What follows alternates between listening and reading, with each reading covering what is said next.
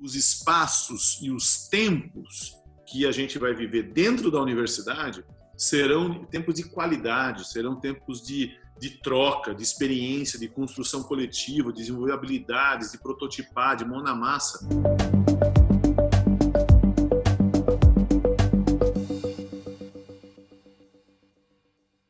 Uma satisfação te receber aqui na nossa conversa, no nosso bate-papo. Estou aqui com o Daniel Castanho, graduado em Administração de Empresas pela FGV, também fez uma pós-graduação na Harvard Business School. O Daniel é fundador e presidente do Conselho da Ânima Educação, que tem mais de 140 mil estudantes em instituições como a Universidade São Judas Tadeu, as sedes brasileiras da Cordon Bleu, Singularity, ou seja, um monte de empreendimentos interessantes na área de educação.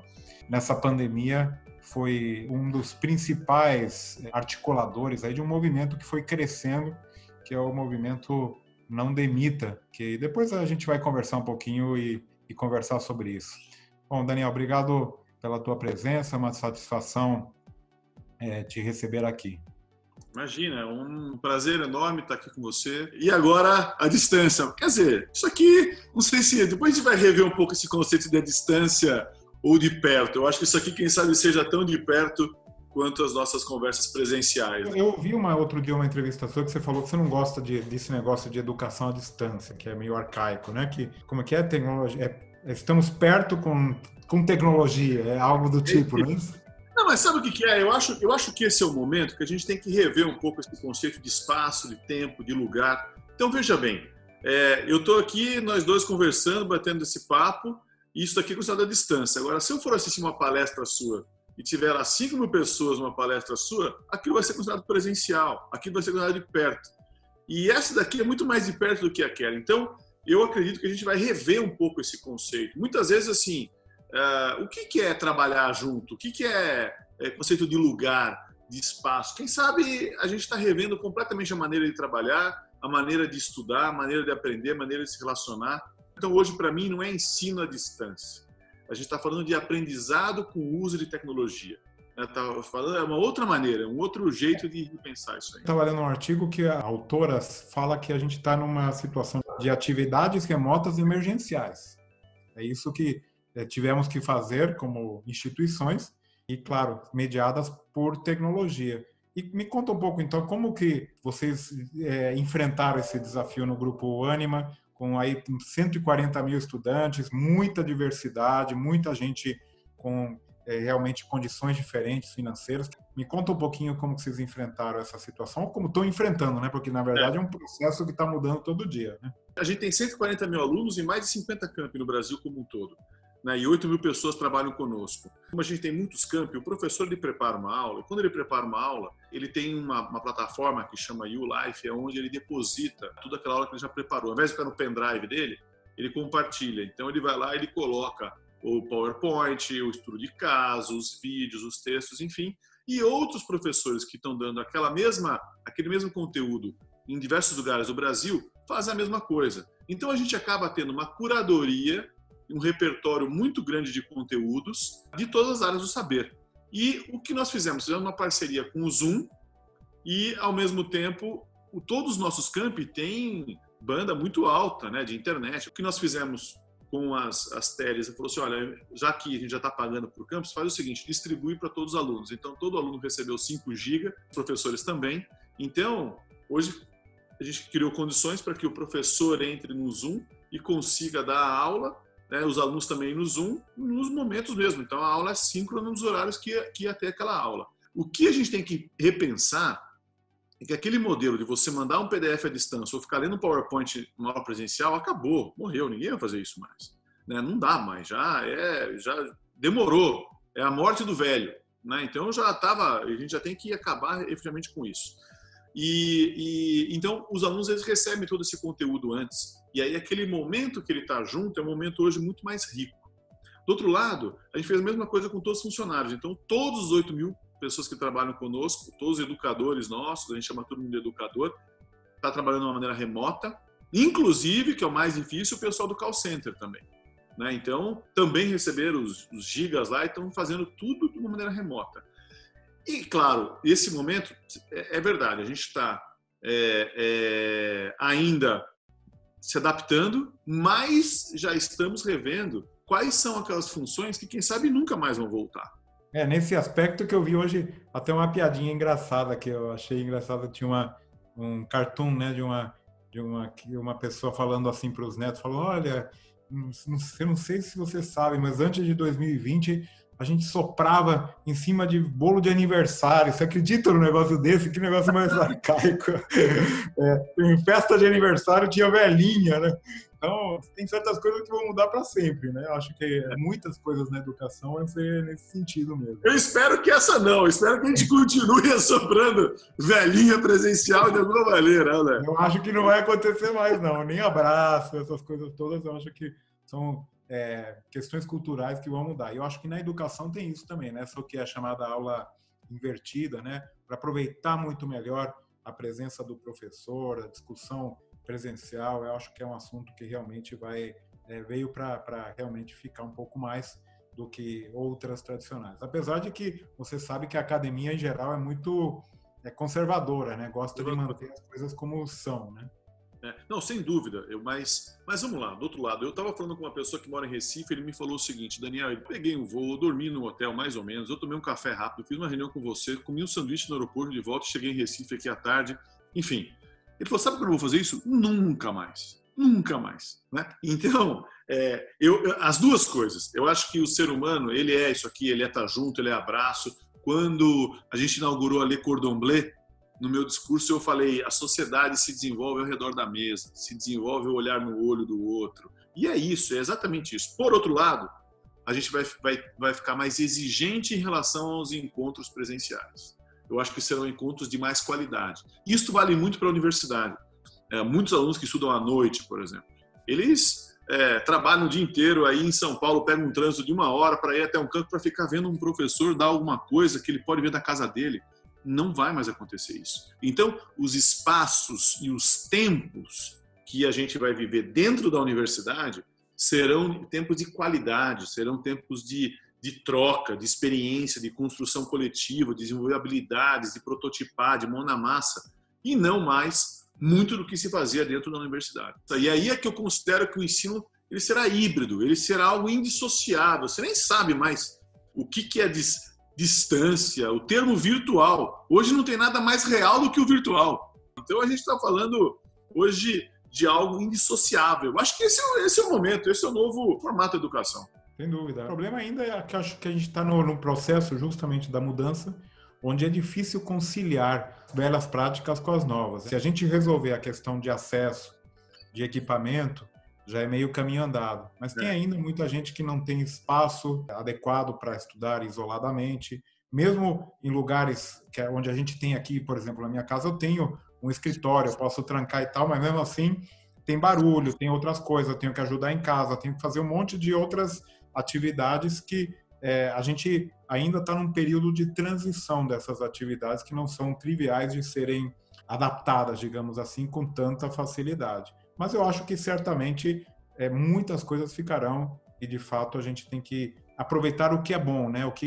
As coisas boas que ficaram. Eu tenho participado de muitas lives, que às vezes você ia num congresso, tem 50, 60 pessoas, aquele pessoal. Agora, tem centenas, às vezes milhares de pessoas assistindo, o que realmente democratiza de uma maneira muito interessante. Muito estudante, muita gente que jamais teria condições de assistir certas pessoas, né, que hoje a gente está podendo ver. Falando em mudança, né, me conta um pouquinho aí que você teve participação fundamental, na verdade, é o criador desse movimento aí, Não Demita. Me conta um pouco de que maneira apareceu, como surgiu e como está sendo a repercussão. Nos primeiros 10 dias, quando começou a falar que todo mundo ia ficar em isolamento, o que despertou foi o sentimento não tão nobre aí de todo mundo, né? Todo mundo correu para o supermercado, comprar álcool gel, várias empresas falaram que iam demitir, porque realmente essa é uma crise de caixa, né? O problema é não ter caixa para suportar a crise.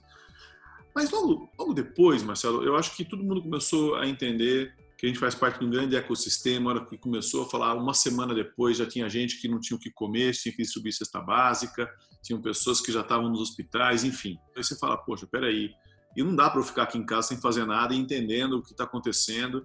a gente de alguma maneira está numa gaiola de ouro, né? Então você está bem, mas você tem que entender que o que está acontecendo é extramuros. Escrevi ali um manifesto, mandei ali umas mensagens, WhatsApp, e-mails para alguns outros CEOs de outras empresas e foi incrível, porque todo mundo concorda, é isso mesmo, o papel do empresário é não demitir. Eu sei que em um mês tinham mais de 5 mil empresas que assinaram não demita, né? 2 milhões de pessoas impactadas. Mas a gente agora está no momento que, mesmo que a pessoa tiver que demitir, eu acho que a gente restabeleceu nessas empresas que assinaram não demita a relação entre o que se considera o empresário e os funcionários, né? Então está todo mundo entendendo que faz parte do mesmo barco, está todo mundo junto. Por acaso, mudou as funções da empresa, tem departamento que agora não vai mais existir, tem coisa que vai ser remota, tem coisa... Enfim, tem muita coisa que, quem sabe, você vai rever dentro da própria empresa, dentro desse novo formato, dentro desse novo normal que está todo mundo chamando. E aí pode ser que você precise de outras competências e contratar outras pessoas, pode ser que tenha coisas que você oferecia e agora está obsoleto, não vai mais oferecer, você vai repensar seu modelo de negócio. Então, é natural que, quem sabe, possa haver algumas demissões, isso e aquilo, mas a maneira que vai acontecer, e eu tenho falado isso, seja transparente. Sabe o que é uma demissão bem-sucedida? Uma demissão bem-sucedida não é se o cara conseguiu ou não executar a demissão. Claro que ele consegue. Você falou, corte 20%, 10% das pessoas. Ele tem esse poder para fazer isso. Qualquer líder. Agora, se é bem-sucedido ou não, depende do seguinte, se quem foi demitido sair com o sentimento de alguma maneira de gratidão, de justiça, de transparência, de que foi honesta e que ele tomaria a mesma atitude caso ele estivesse no lugar do líder dele. Eu acho que esse é o grande passo, quem sabe, do não demita, né?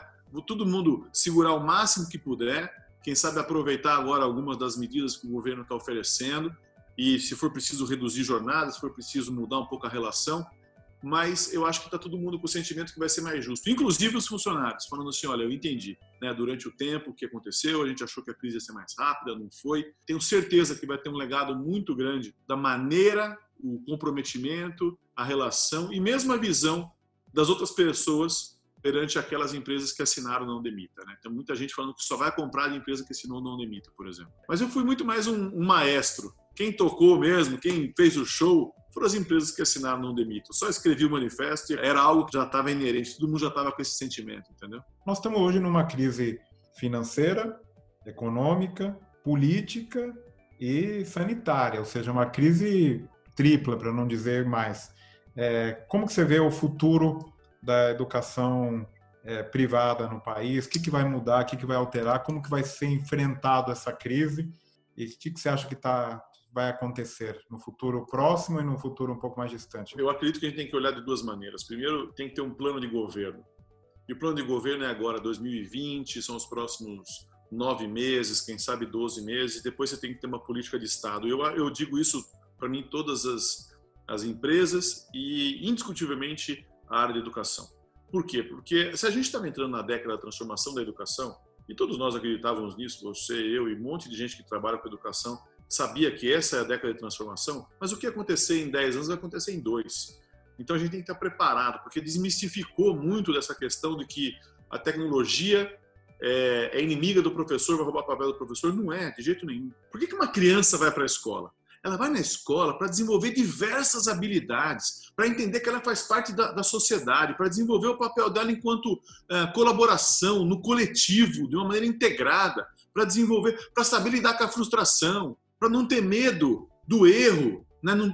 Entender o erro de uma outra maneira, para poder conseguir tomar decisões. E aí tem várias escolas que, nesse momento, não sabiam o que fazer. E eu falo, esquece de você querer agora mandar para o aluno para que ele entenda a oração subordinada, para que ele entenda a mitocôndria, para que ele entenda uma outra coisa específica.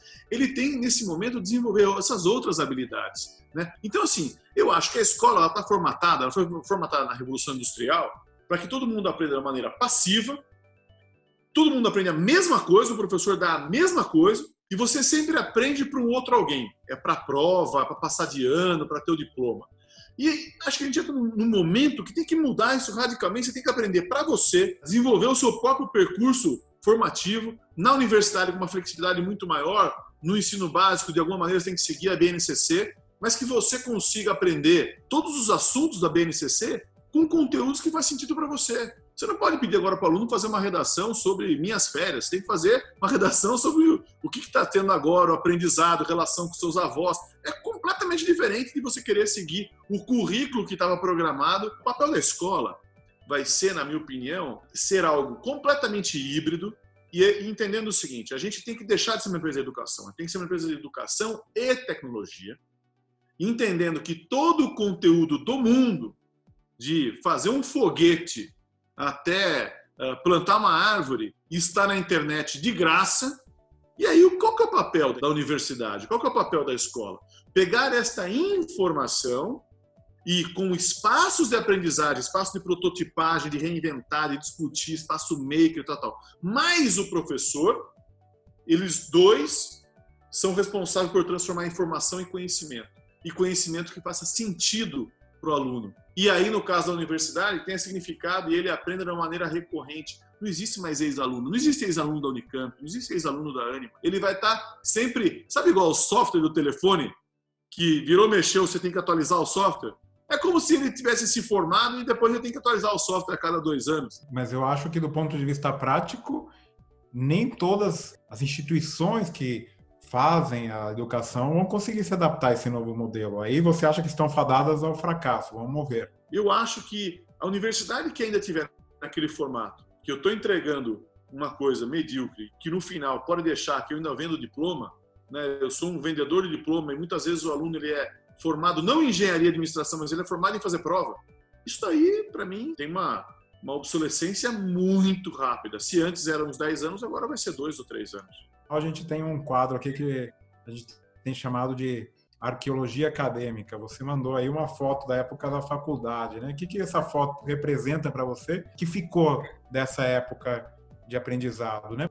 A faculdade para mim foi um momento assim de muita descoberta, porque eu sou de Sorocaba, né? Mas eu fiz faculdade em São Paulo e aí foi um momento muito único. Passei a morar sozinho. Eu cheguei a fazer 3 faculdades. Eu fazia administração, fazia engenharia e teve um ano que eu fiz ainda publicidade junto. Então imagina, eu saí de uma, outra, e aí foi um momento de muito relacionamento, de conhecer muitas pessoas. Eu fui exposto a uma diversidade enorme, né? Conhecendo pessoas do Brasil inteiro, de fora do Brasil e tal. Eu acabei ampliando muito essa minha visão de mundo e ao mesmo tempo tendo muitos amigos e muitos dos meus amigos da faculdade são hoje meus sócios.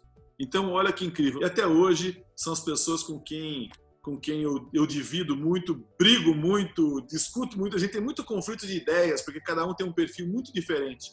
Entretanto, a gente está vinculado com o mesmo propósito, com os mesmos princípios. E o desafio que eu vou deixar para você, como um grande pensador aí na área de educação e das disrupções, né, na educação, é justamente como aliar essa nova realidade que a gente está vivendo, mediada por tecnologia, com essa realidade que você colocou hoje, né? Paradoxalmente, você colocou que uma grande coisa da tua universidade foi encontrar pessoas. Será possível, como tem muita gente fazendo, fazer uma faculdade inteira sem sair da sua cadeira, o que, na minha opinião, também vai ter o seu lado negativo. Então, temos que encontrar aí um equilíbrio entre essas coisas, né? Quem sabe um grande desafio aí para a gente pensar junto é a gente criar um grande ecossistema no Brasil, onde você nem sabe mais o que é público, o que é privado, quais são as funções de todo mundo. Porque, veja só, quem sabe a gente deveria quebrar os muros das escolas. O que eu quero dizer é o seguinte, por que não um aluno da Unicamp junto com um aluno de uma faculdade no Nordeste, com outra do Norte e outra do Sul? Eles é que são um grupo. Por que o grupo tem que ser aqueles que estão dentro da sala deles? Então, você imagina que coisa mais linda,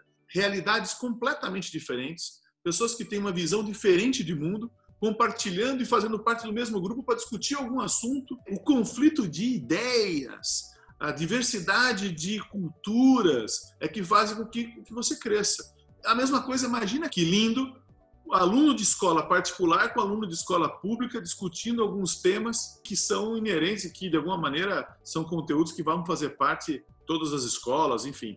É sobre esse ângulo que eu acho que a gente deveria pensar e aí sim, quem sabe, criar um grande ecossistema de aprendizado. O Brasil hoje, eu acho que a gente tem essa oportunidade. Você me jogou aqui, eu estou jogando para a gente pensar isso aqui junto. Boas reflexões para a gente ter. Bom, agora para finalizar, a gente vai fazer um ping-pong. Essa é é uma parte que eu vou te pegar de surpresa aqui, ver o que você me responde aqui. Eu quero que você me conte aí um pouquinho a melhor lembrança da graduação. O que move a gente é a capacidade nossa de sonhar, de fazer alguma coisa diferente. Eu falo que você tem que ter frio na espinha, você tem que ter adrenalina, você tem que ter frio na barriga. Todos os momentos da minha vida, quando eu lembro, são aqueles momentos que eu sentia isso de maneira mais forte. Na faculdade, tirando o primeiro dia, né, a primeira semana, que é aquela curiosidade de saber, teve momentos incríveis, teve um momento de crescimento enorme e tal, de várias realizações, mas o momento da formatura, aquele sentimento ambíguo que assim, é quando você está voltando a uma viagem, foi tão incrível, você está com saudades de voltar, mas ao mesmo tempo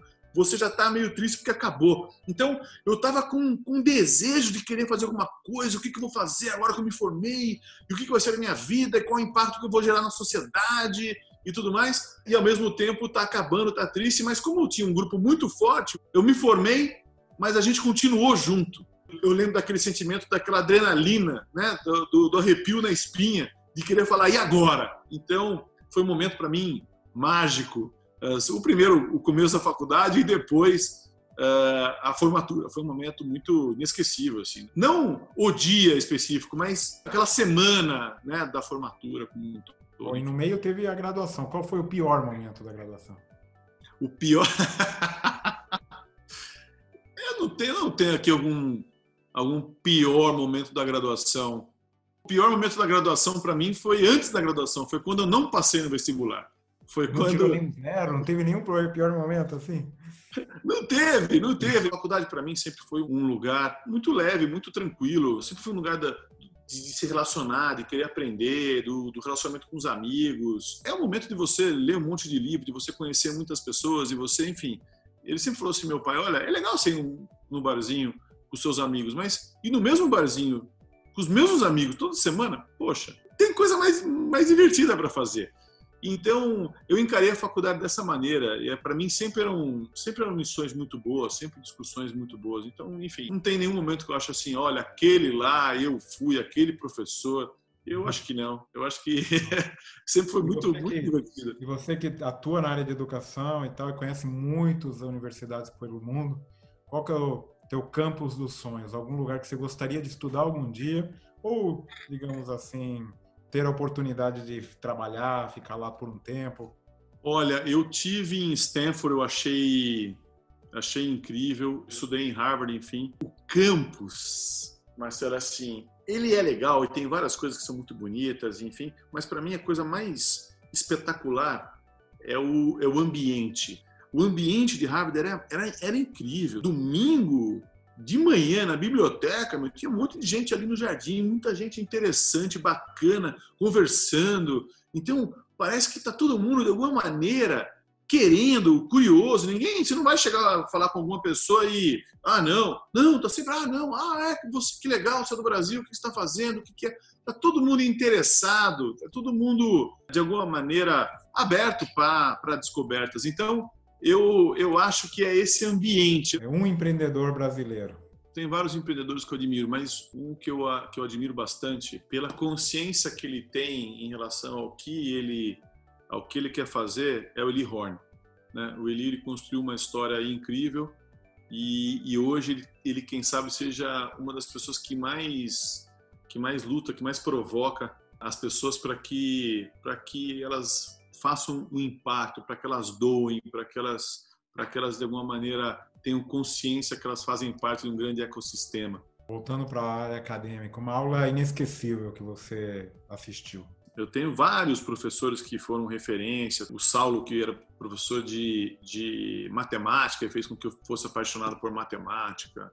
O Djalma, que era um cara de química maravilhoso. Agora, o Sadal, que ele inclusive fez aquela série na Cultura, O Professor, foi a pessoa que deu aula de física e depois ele me convidou para dar aula junto com ele. Então, eu comecei a dar aula junto com ele, de matemática, física e química. Eu digo desses três porque eu era apaixonado por matemática, física e química. Então, eu era encantado com a aula e eu sempre queria fazer mais e tal. E na faculdade, foi o professor Cabreira, né? O Cabreira, que é headhunter, foi o último semestre da faculdade, quando a aula dele nada mais era do que conte quem você é, né? Em detalhes até aqui.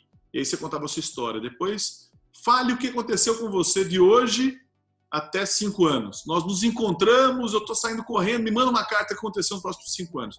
E ele pegou com aquela sua história, com o que você quer fazer nos próximos 5 anos, com algumas dinâmicas, ele sugeriu algumas coisas. E eu fiz várias coisas que ele sugeriu. Conta alguma habilidade sua que não está no seu currículo. Nunca você colocará. E que possa ser falado em público, vai? Que possa ser falado em público, né? Eu acho que tem uma habilidade aqui, não dá para você escrever em currículo, mas é assim, é uma sensibilidade, digamos, para conversar com as pessoas e a vontade. Eu gosto de pessoas. Eu gosto de estar junto. Eu gosto de entusiasmo. Entendeu? Eu gosto de estar numa festa e eu sou o último a sair da festa. Eu gosto de estar almoçando e fico com você o tempo inteiro. Eu gosto de conversar com as pessoas, gosto de estar junto, gosto de me relacionar. Sou curioso, fico perguntando, e aí, eu quero saber a história das pessoas, isso que aquilo. Enfim, eu sou um cara intenso. Acho que é mais do que ser inteiro, né? Eu transbordo. Eu não gosto de cor bege, tofu, meia porção. Tem que ser intenso. Você vai fazer alguma coisa? Faça para valer. Ou vá e fique, né? Ou esteja lá de verdade e comemore junto, e converse junto, dê risada junto, esteja junto. Ou não vá. Tem um ditado indiano, né, uma teoria que fala assim, o segredo da felicidade é você estar onde você está. Simples assim. Muitas vezes as pessoas, você está aqui, mas está pensando em outra coisa. Você está numa reunião, mas mexendo no WhatsApp. Você está no final de semana pensando na reunião e na reunião pensando no final de semana. Viu? Seja intenso. Eu acho que eu sou um cara efetivamente intenso, né? Mas não é uma coisa que você consegue colocar no currículo. Pela conversa mesmo já dá para perceber. Bom, e agora sim, para finalizar, eu queria que você indicasse algum livro que te marcou, que você está lendo. Capitalismo, Socialismo e Democracia, do Schumpeter, de alguma maneira, neste momento, né, eu digo que até o maior dos liberais é meio keynesiano nesse momento de pandemia. Então, quem sabe esse livro traga uma reflexão sobre o que a gente deveria repensar, o como fazer de uma maneira mais consciente, o como fazer isso aqui de uma maneira mais equilibrada, né?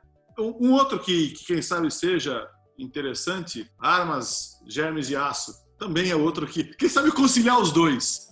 Quem sabe muita gente já leu os dois, mas os dois nesse momento vale até a pena reler, trazendo um pouco para esse momento. Se não fosse esse momento, poderia dar umas outras aqui, um pouco mais poéticos, um pouco mais de poesia, um pouco mais de outras coisas, mas esses dois livros podem trazer bons momentos de filosofia e de reflexão. Bom, Daniel, obrigado pelo papo, muito bom, como sempre, disponibilidade do seu tempo, um excelente bate-papo, valeu, viu? Não, eu que agradeço, é ótimo sempre conversar com você, parabéns por estar trazendo essas reflexões. Eu já te falei isso algumas vezes, eu acho que você é um dos caras mais brilhantes e mais lúcidos. É uma delícia estar aqui conversando com você, é ótimo. Várias coisas que você mesmo falou me provocam aqui, faz com que eu mesmo repense, né? Então é muito legal. Obrigado, valeu pela participação. Um abraço. Um abraço.